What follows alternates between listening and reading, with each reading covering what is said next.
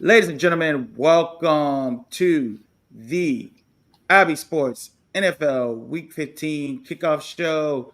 This is your host, RC Carlton, and I am joined, as always, by Actively Lazy. You. I need a new So, name. I I know, need a new right? name. It's kind of a dated Oh, name. yeah. Nah, your intros are terrible, bro. My intros are fantastic. I don't Yeah, think your people intros can. just sound like hate. You don't even sound excited. And I'm joined by the I cooler mean, person on this podcast, I actively mean, lazy. sometimes there's a reason why you don't, sometimes there's a reason why you aren't excited. That's all I'm saying. Say it with your chest, man. Say Well, the yeah, things. we were doing this Say for a the while, man. silent things out loud. You I'm don't not like really it that. because the Niners are ahead of the Cowboys. Just let I'm it not out. really that. Let it I'm out. not really I that saw your excited. sub. No, I saw your sub. We haven't said anything to y'all for almost 3 weeks, and y'all have been tagging us in nonstop posts related to the Eagles and to us. Apparently, your surge. Like, just let it out, man. Let it out. What you got against the No, Niners? We yeah, don't even there's bother nothing y'all we no can more, say. bro. There's nothing we can say But until y'all keep, the. but y'all keep trying to say things, We're though. talking. That's We're the just thing. talking about sports, man. We just Well, comment on. okay, I mean, we can't talk okay. about football. We talk about football. Cowboy Oh, fans, we my talk bad. about football. Not that I'm a Okay, Cowboy fan, Tony. Cowboy okay. supporters, we talk football. That's just what we do. We talk football. We saw the Eagles play y'all. Y'all won. That's how it feels. Mm-hmm. Obviously, the three best teams. So there's gonna be some conversation, man. What's wrong with that? Mm-hmm. That's all Just I'm asking. seemed like I was Your getting. favorite coach? Uh, It's rare. It's rare that we agree on a coach. I think it is rare. it's very rare that we agree on a coach. And when we do, you usually get so mad that I back up. But let me tell you, I've never liked Brandon Staley. I have never understood. I don't understand why he got more time than Anthony Lynn, but he did the same exact thing Anthony Lynn did, just shorter for Anthony Lynn or longer for him. So I never got that. Those are the examples I use where black coaches don't get um, the fair shake. But and just his saltiness allowed him to get some extra time. But what do you think of the whole Brandon Staley debacle? It's 100% privilege, and I'm disgusted by it. I'm disgusted by the fact that this man was the defensive coordinator for this team. They were not a good defense. Okay, if you're under the top 15, you're not a good defense. You're below average. So they were below average, almost one of the worst defenses. He gets promoted to head coach for some reason, and they stay, if not got worse as a defense that he was specifically controlling, and he still was able to keep his job outside of the terrible in-game decisions. The fact that the unit that you coach as the head coach is the worst unit should have been a red flag that he's not a good coach. That thing, I think Corey told me that first. If you're not good at the thing, the That you're background you supposed to come be from, good at, right? Yeah, yeah, that's weird. then why are you there? Um, I guess there's some people like Tomlin and kind of come from special teams background. Tomlin and Harbaugh, even though both of them got a little bit of time, Tomlin got a little bit of time on defense, but special teams, um, maybe you can manage everything, but you need to be good on your side of the ball. I think two things are true. One, they're not as talented as we think they are because they're constantly hurt. And sometimes those players come back hurt, they don't come back the same. So you got Austin Eckler, you got who's the safety's name? It's real good. Derwin James, Yeah, Deborah James, Derwin, but he keeps getting hurt, so you don't always come back. You got and he Slater keeps who got he hurt. keeps getting fined. Well, yeah, Derwin. that too. You got Slater, you got Keenan Allen who's still balling, but you got Mike Williams. So they have a lot of injuries, and those guys don't come back 100%. So they're not as good as you think you are, and you got a coach that helps them consistently underachieve.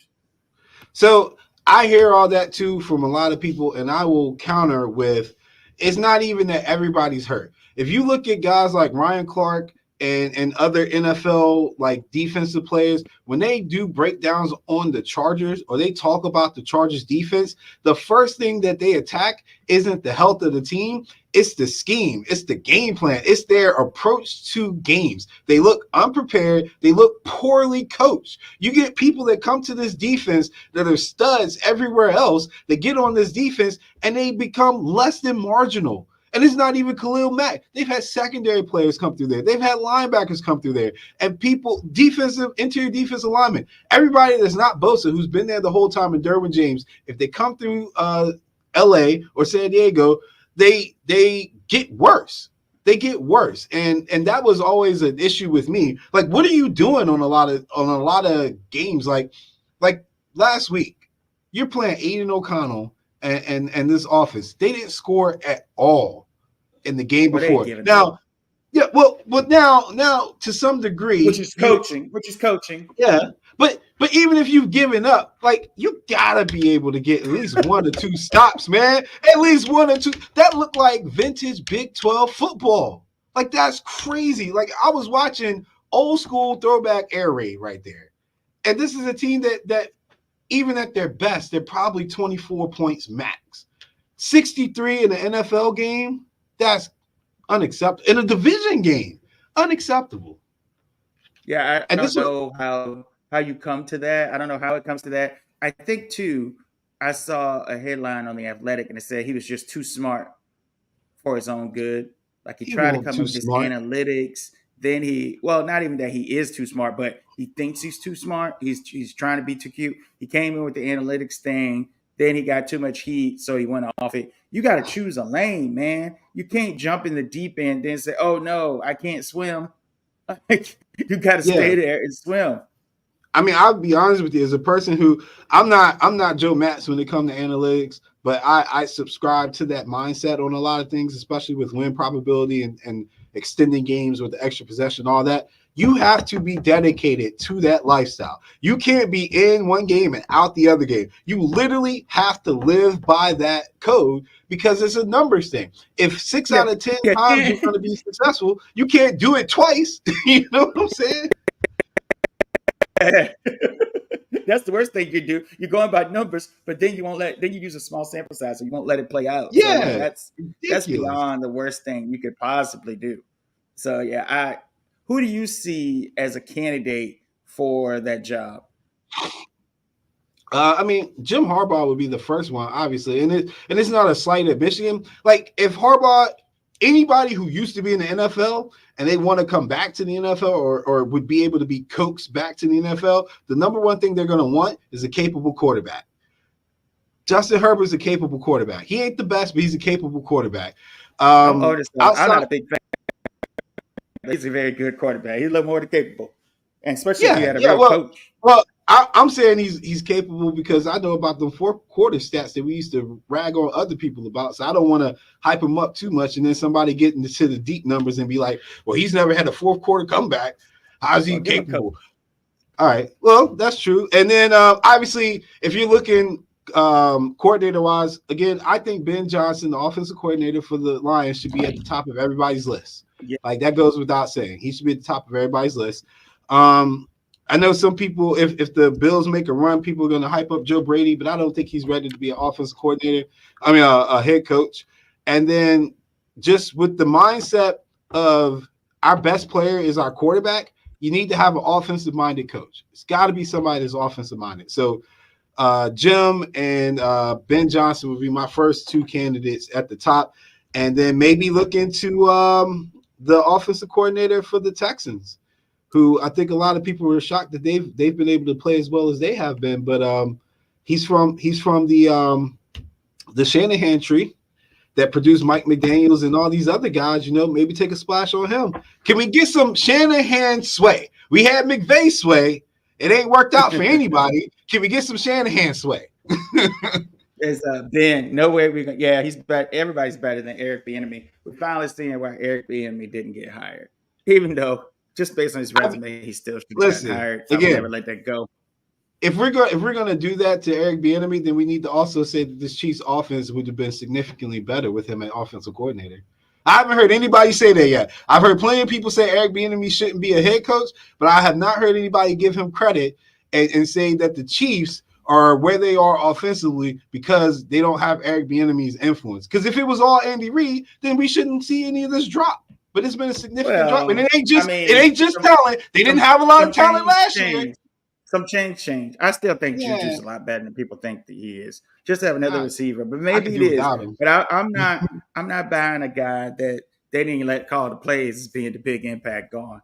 I'm not going with it. But if we want to do the delegate, if we want to do the Wakanda thing and go with that, I guess we can. But yeah, I'm just give my man some kind of credit, something. No, we see what he can do, and it's not great.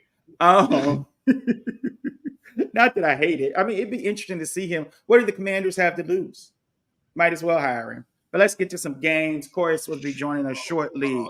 We have the Bears on a roll a little bit, 5-8 against. Can you believe the Browns are 8-5 with DTR starting? Joe Flacco off the street.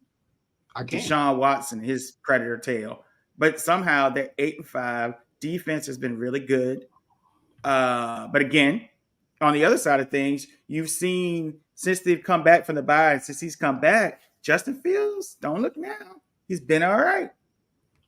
I want to turn everybody's attention back to about week 2 or 3 when I told the world that the Browns was the best defense in the NFL, and I got it's the Niners. Oh no, it's the Cowboys. Yeah, it was not me hating on the Cowboys. That's what it was about. That's what really this defense. This defense has no weakness. No weakness. They're physical to the point. They don't get stupid penalties. They don't hurt themselves. Why the Colts put up 80 points on them? Because that was an off game for them. Everybody's due for that. The Niners have one. The Cowboys have a couple. Like so, every great defense. Don't have them. This is why we don't compare them to the 2000 Ravens like you did your boy Patrick Queen and them or McLean or whatever. And they had some points. They had a shootout with the Rams. Yeah, Raekwon. Yeah. You just gotta be careful when you put them in that level. But as far as like today's game, they're the best defense. That's why they win games. A team that does not beat themselves but has a good defense will find themselves with the winning record. Ben is predicting a Bears upset today. Anyway, we can get some other people on here besides Ben. Ben's on YouTube. Okay. I miss Ben spamming. He used to spam the group. I miss that. I don't.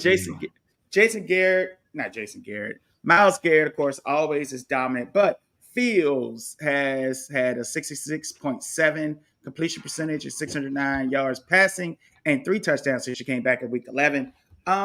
I think this. Hold on. Before you give your analysis, would you take Michael Parsons over Myles Garrett? This is a serious conversation. I want your honest opinion. Would you do that? Well, I got to check who's younger by how much. No. We gonna say everything is even. Age is even, and you know their career trajectories right now. And you got an option. You could have Myles Garrett or you could have Michael Parsons. Who are you taking? Now I'm serious here. I'm very serious. Stylistically, and I'm not saying he's better. Stylistically, I would take Parsons because I love the kind of explosion. Like that kind of guy is my guy. I'm not saying he's better, but I'm saying the explosive is what gives me. That is the awful political answer. Well, I guess that explosion gives me wet dreams and my saltine voice. Ugh, like the way he moves. So wrong. A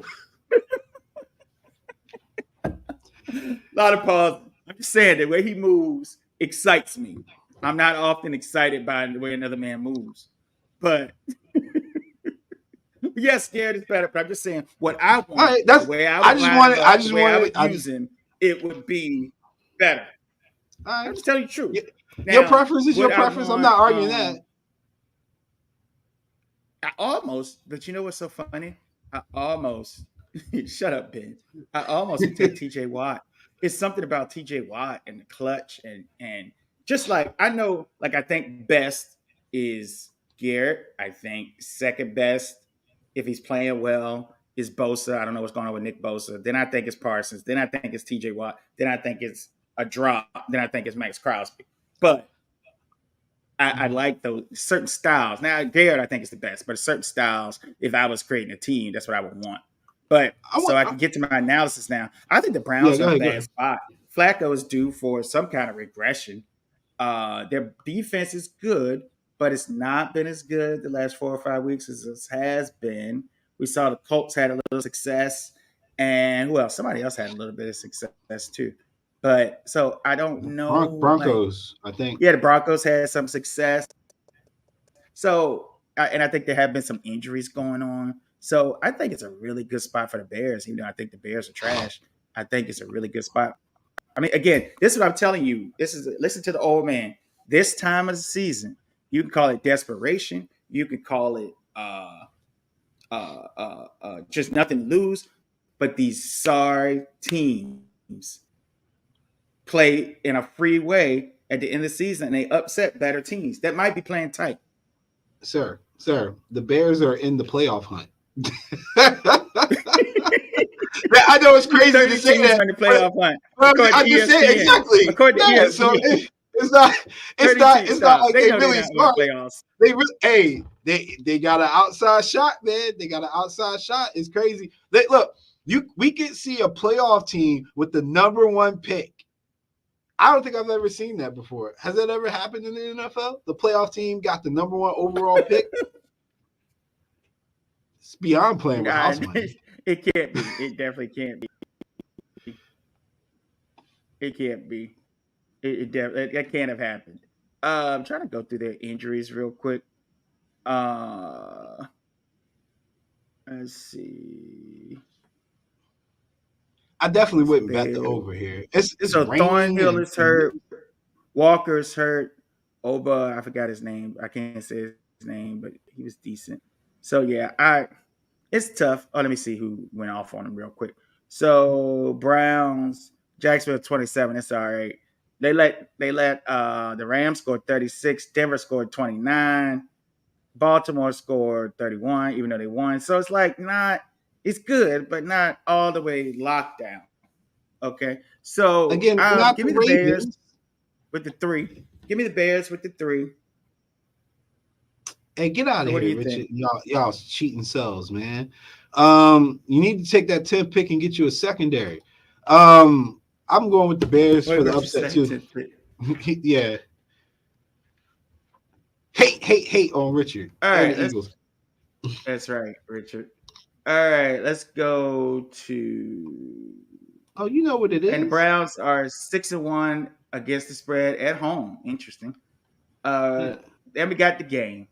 Cowboys and the Buffalo Bills, 4:25 game. The Bills, it might have changed now, but the Bills opened up, I think, at 1.5, and now they are at 2. Might have even changed because it's one of the hot games. Now, this is one of the things I hate about your team, whoever's team it is, but my team, your team. Oh, I was going to be like, what do you do? No. the royal you. I hate being the game of the week because all the attention's on it, and like after it happens, there's this big explosion. Even if I wasn't a Cowboy fan, being the game of the week is really nerve-wracking if it's your team because you feel like you're on display. I think this is a really bad spot for the Cowboys. You're going to Buffalo. You're facing a desperate Buffalo team, a team that kind of got their act straight. And honestly, I'm not sure. We're on the road. The weather should be somewhat of a factor, even if it's cold. And I don't know about you, and I'll ask you this. Do you think Dak is ready for a regression? No, actually. He's never done this. Yeah, well, he's had moments where he's never played at the optimal level, but he's had flashes of this consistently enough for me to think that he's a good quarterback. I don't think criticism of Dak is fair in comparison to his peers because we give passes to so many other quarterbacks and stuff, and I say we because the majority of fans pile on Dak. So at the end of the day, I think he's playing well. I don't think Cowboy fans should worry. If he does have a bad game, guess what? Everybody has a bad game. And that happens, but this would be his one or maybe second first or second bad game this season. I mean, Brock Purdy, my quarterback, has had a couple bad games, and he's the other person that people think should be MVP. But nobody's going to say anything. Nobody's going to say anything about that, though. But if Dak has a bad game in this spot, they're going to say, "See, I told you." Same old Dak, same old Dallas, which isn't true. Which isn't true. No, it's not. No, it's not at all. But he's played so well, and for one, they haven't played well on grass. That's been a thing. Haven't played well on the road either. Yeah, it's a tough game. That people think just like Buffalo is one of those teams, and you're going to Joe mode, but you look at advanced analytics, you go to PFF grades. Buffalo is like a top 5 team, and the ball has not bounced their way. And people are always like, well, that's an excuse, blah, blah, blah. No, you got to look at the process and then say, okay, is this a team that's really dangerous to beat us? Now, maybe they'll fall apart. They lose this game, they probably won't make the playoffs. But you're talking about on the road against one of the best quarterbacks in the league. If anything, it's overblown, his interception, just like Dak's interceptions last year were overblown. They've kind of switched roles. But if Josh Allen runs the table, he might be the MVP. And honestly, I just can't see in my heart Dak or Purdy being the MVP. It needs to be somebody at a higher level to me. No disrespect to the way they play or how they've been playing. And to Hollow's thing, Buffalo gives up a touchdown less at home, and the Cowboys give up a touchdown more on the road by the splits. So I mean, in some variation, you could say everybody's hella suspect at some point in spots, and this would be a spot that is not favorable to the Cowboys. Now, Buffalo's defense has been hurt. Now they are not. They are. No, that's suspect. Not it. They are really hurt. But again, look, they've been hurt most of the year, and they've been finding a way in these last couple of weeks to be. Like, they 7-6. Stop. Well, talk about Tell him stop. I said these last couple of weeks they've won 3 of their last 4 games though. Have they not? These last couple of weeks. I'm just saying it's not about. I mean, I got it pulled up right here. We break it down. Buffalo and he's trying to defend Josh Allen. Buffalo and too. I was not trying. I was talking about. I'm actually leaning towards. I didn't say a word about Josh Allen. But that's why you defending so hard, man. What's going on? No, I'm not. I'm just defending because of what I see. I'm just saying. Yeah, I mean, I think it's defensible to defend Josh Allen. I wouldn't say the season's on him.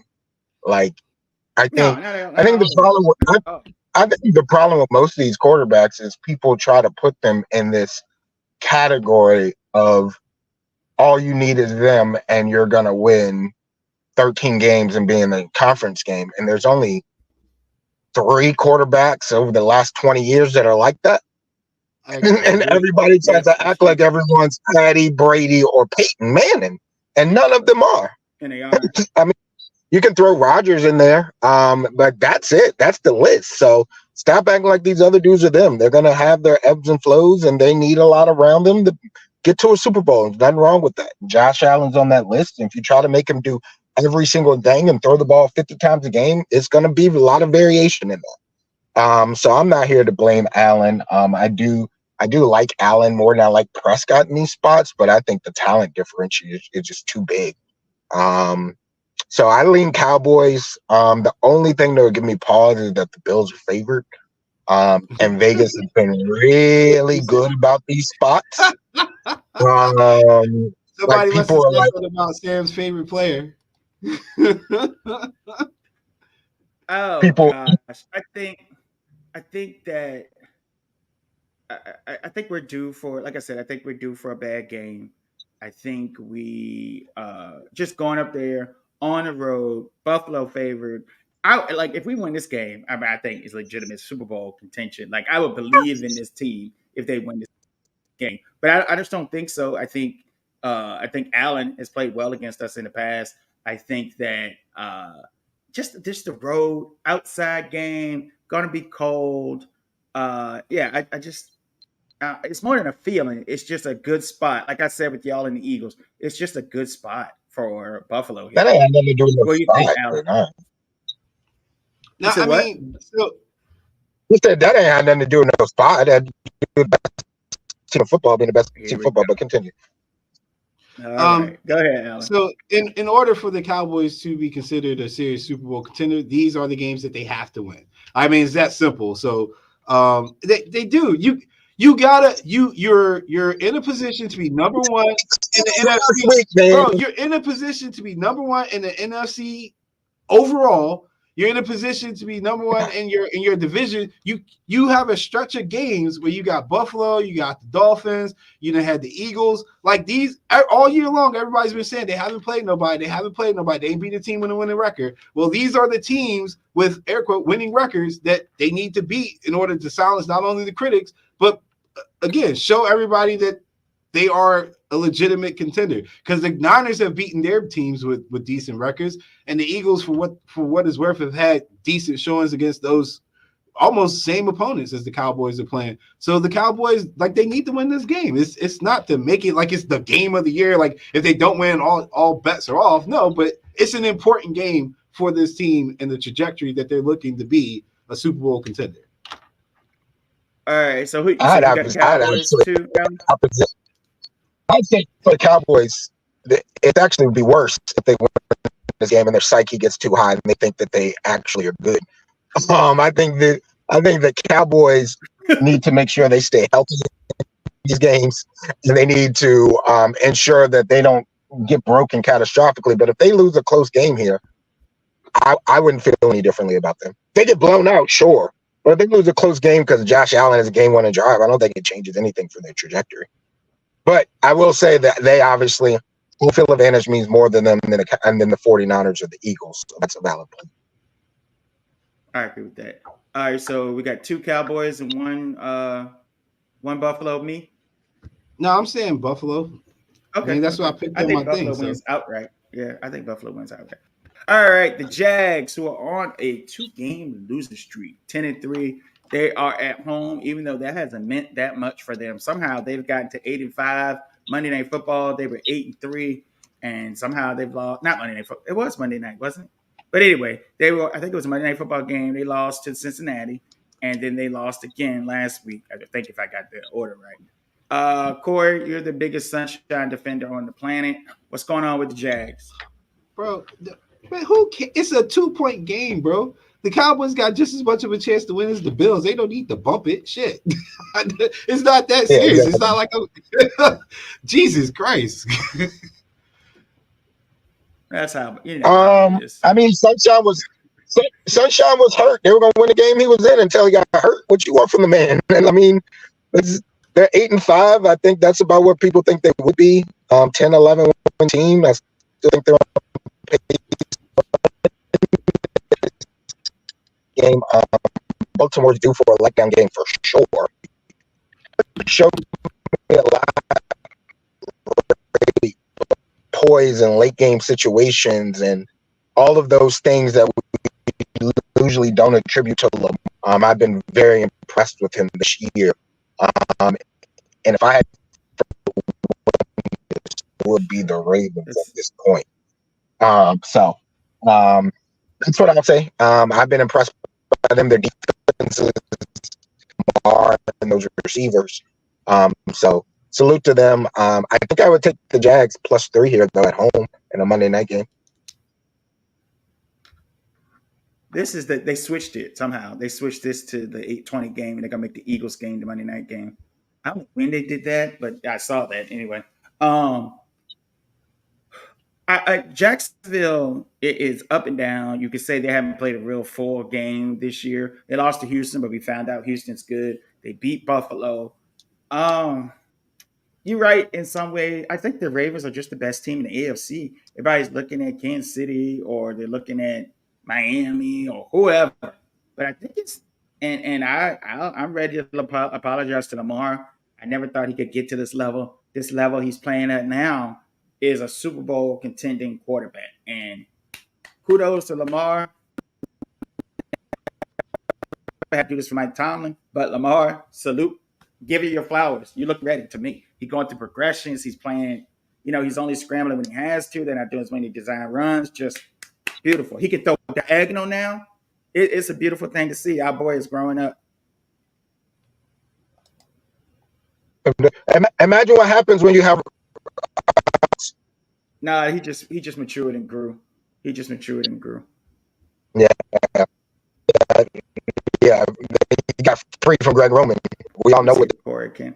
I'm gonna try to bring you back, Corey, because it's getting pretty bad. What do you think, Alan?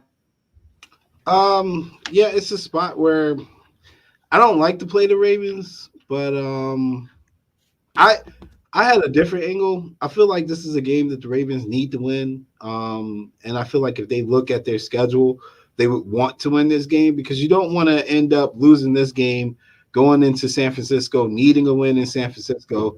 Now, obviously, with the Dolphins not playing Tyreek Hill today, that might change things a little because there's a possibility that they could maybe struggle with the Jets. But again, the Ravens control their destiny a little bit more if they go ahead and take care of business against Jacksonville, regardless of what happens with the Dolphins, because they have a head-to-head later with the Dolphins. So I think they come out motivated and they win. But yeah, if like Corey said, if it was a Monday night, I probably would be taking my points with the Jags, but I'm gonna lay it with the Ravens. Can you hear me? Red. Corey, can you hear us? I think we lost him. Let's try it one more time. I know we can figure out this card thing. We'd be all right. So Corey almost made me believe in the Jags, but God, I don't like it. I think the Ravens are going to be able to get to them. The Jags have the 30th ranked pass block win rate. They only win on 48% of their pass blocks. That's upsetting. They are 73 against the spread, but I'm taking the Ravens. I think they'll do it big because I just don't believe in Jacksonville. Just has always been something missing this year. Yeah, I mean, you got to think if that was an interesting stat that you brought up about the pass blocking because you're gonna get pressure when you play Baltimore. That's always been the name of the game, and you're like, regardless of what Sunshine might display during warmups, that high ankle sprain is not anywhere near healed. So I'm expecting him not to have a good game if he's under duress. All right, let's move on to the Bucks and the Packers. Tricky game. These records. Every time I look at these teams' records and I see what they are, I'm just like shocked. I don't even understand how I watch football every Sunday. The Bucks are 6-7. I understand how the Packers are 6-7, but the Bucks are 6-7. Even though every game it looks like Baker maybe has a chance to win on the final drive, and either he does it or he does. But it's hard to believe that the Buccaneers are 6-7, and it's making my boy Tom Brady look bad. What? How? I'm doing all right without him. So, all right, let's see if Corey can get in here. Yeah, I was giving him a chance to see if he could talk. Oh, let me see. Let's see. Is he muted? Yeah, he's muted on my screen. All right, let's see. Unmute. But yeah, I watched the Buccaneers several times, and I can't figure out how they're 6-7 either. Like I don't understand what they do well. Like just as a collective team, the defense is not that great either. It's not that great either. No, but sometimes that's enough. That's enough, I guess, for some people. I mean, but there's a lot of mediocrity going around too. Let's be honest about it. Yeah, that's true. Yeah, that's what your boy Brady said. All right, you with the score? Bucks and the Packers. In Lambeau, give me the Packers. Yeah, in Lambeau, give me the Packers. Yeah, and Jordan Love needs a game to kind of come back and get himself together. Who you got, Alan? Let me get the Packers too. Outdoors. 3.5. I'll take the Bucks, but obviously not to win. New Monday night football game. Evidently, Jalen Hurts is sick or something, but he is scheduled to play, even though he's been downgraded, I guess, to questionable. Now, y'all tell me. I know y'all are a little biased, but do you think this Eagles 2-game slide is more about the schedule and attrition, or is it more about who they are? I was let Corey go. Did I lose him? I think we lost him. All right, yeah. So it's a combination of things. Scheduling didn't help for sure, but as I said before, the the Eagles fan base wouldn't give us any reprieve when we had injuries and so forth. So no excuses is what I was told. So no excuses to them. Like you knew what it was when you looked at the schedule. Like the schedule came out pretty early. You could see this was going to be a stretch. And then two, it's just the collective mistakes coming home to roost. Like some of these teams, you're not so much better than that you can beat them when you play sloppy. You got to play a clean game. And there were times, especially against Dallas, they didn't play clean. Against the Niners the same way. They didn't play clean. And it's not always turnovers. It's execution. On a 3rd and short that you should have caught a simple pass, you dropped it. Like that could come back and haunt you when you play a team with equal talent. So I think that's, like I said, a combination of those two things. What do you think, Corey? Yeah, I think it's a combination too. I would say that a little bit of both. We know they have been playing on the edge and living a little dangerously. And then that's a terrible stretch of games that they had to play.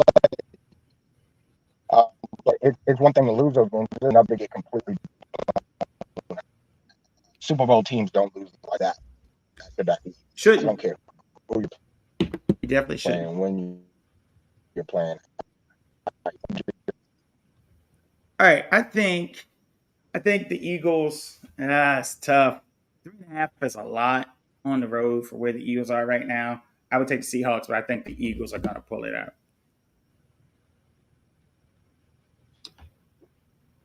I can't see the Seahawks. But yeah, wait. Then again, Mariota might start. He's playing. He's gonna play. I'm with Corey. I'll take the 3.5. I don't want to risk it with the sick Jalen Hurts.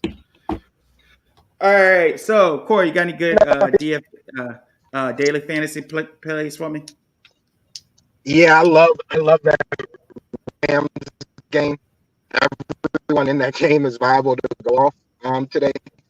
So stacking that game is a big opportunity in my opinion. And then I love them Niners boys today too. A little of course from Green Bay. Those are my main picks. All right, Alan, you got any best bets? I think the Giants plus 5.5 was a solid bet. Just because I don't think the Saints are good enough to beat anybody by more than 5 with their terrible offense. Take a flyer on them. And then the Jets, even before the news of Tyreek Hill, I thought the plus 8 was a good number to get. It's probably dropped a point or so with the news of Tyreek Hill, but I feel like they're going to at least be competitive against the division opponent. They got blown out the last time they played, so I expected them to keep it close. And those were, I thought, were my 2 best bets, just taking points this week because it's going to be unpredictable. Like, again, Bills-Cowboys is a 50-50 game in my mind because on paper, so I wouldn't recommend anybody put too much stock in either side on there because anything can happen in that game. Bet the house on the Buffalo. Telling you, bet the house on Buffalo. Well, I mean, you being confident. Bet the speedboat on Buffalo. Not the house, but if you got a speedboat, bet it on Buffalo. If you got a rowboat, that too. But I'm telling you, bet the condo. If you got a summer home, bet it on Buffalo. I can feel these things with the Cowboys. Y'all know I can feel it. It's there, man. Put everything you got on Buffalo. I hate to say it. I guess. I guess. I mean, I was. Can I just transition into my free them post or whatever? Like free ahead, Dak Prescott, Josh Allen, and all these quarterbacks that are not truly elite quarterbacks, man. Like just like Corey said, I thought it was a great point. Like not everybody's Brady, Manning, and Rodgers. Like or hell, even Big Ben, who had weapons as well. Like there's a level. And these guys are just not quite there. So it's okay for them to be somewhat marginal at times because they're not all-time greats. And God forbid, stop. First ballot Hall of Famers. First ballot Hall of Fame unless Josh Allen turn it up. And stop overusing game manager. Jesus. Blame Cam. Blame Cam Fuck, for that. Man. It's not what it is. It's not the definition of a game manager. The two people he used are far from. Dak Prescott is not a game manager. That's He's not. ridiculous. What everything is down the field. It's totally him making the adjustments. You see him at the line. He controls the line of scrimmage. He will throw the ball down the field. The whole offense is him. There's no managing whatsoever. It's him. Now, granted, CD He's is not great. getting carried. He's the one, and I'm not the biggest Dak. This is all him. Outside of having a weapon like you're supposed to, but it's him. He's making the checks. He's making the adjustments. And in 2016, in 2016, he was a game manager. He was a rookie. Yes, and I will give them that. But he has not been a game manager since 2016. Like, cut it out and stop repeating it because it's not true. But that's it. That's my rant. I don't have anybody I want to free. I guess Herbert's already free from Brandon Staley, but like I said, my big takeaway is put the house on the Buffalo Bills. I hate to say it, but I know my team. I know this is a bad spot. Put the house. Is on. It your team? It's my team. I'm not a fan. I'm a supporter, just like your children. You don't always support everything your children do. You love them. You want the best for them, but you know they're not gonna pass certain tests, certain subject. You know what they gonna bring up. Oh my God! All right, this is a real hard math test, and we're in trouble. Okay. All right, for Alan and my brother Corey, have an exciting, great football Sunday.